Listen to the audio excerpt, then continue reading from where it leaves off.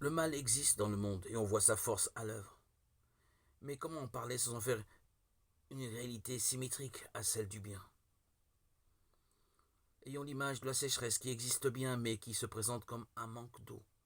On pourrait en dire autant de la ténèbre, c'est une absence de lumière qui empêche de bien voir. La cécité plonge l'aveugle dans les ténèbres, il peut vivre, mais parce qu'il est aveugle, il risque de se retrouver face à un danger mortel. Il est donc question de vie et de mort dans la rencontre que Jésus fait de l'aveugle de naissance. La guérison qu'il opère provoque des réflexions sur la personne même du Christ. Par ce miracle, l'aveugle a reçu non seulement de retrouver la vue, mais surtout il accède à la foi en Jésus, le Fils de l'homme. A l'inverse, les pharisiens restent aveuglés par leur savoir religieux qui les empêche de découvrir en Jésus le Messie. Tous ceux qui voient selon le regard des hommes ont besoin d'être illuminés par le Christ, la lumière du monde.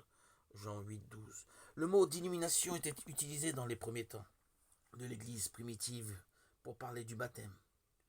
N'oublions pas que ce sacrement a fait de nous des enfants de lumière, rendus capables de voir les événements selon le regard de Dieu.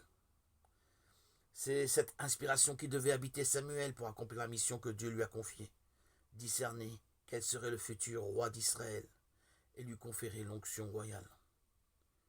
Par le baptême, nous partageons la dignité de Christ. Aussi, toute notre vie doit se dérouler dans la clarté. C'est la dimension éthique de notre vie de baptiser sur laquelle insiste saint Paul. Toutes nos activités, qu'elles soient rendues publiques ou non, doivent produire bonté, justice et vérité, qui sont les fruits de la lumière.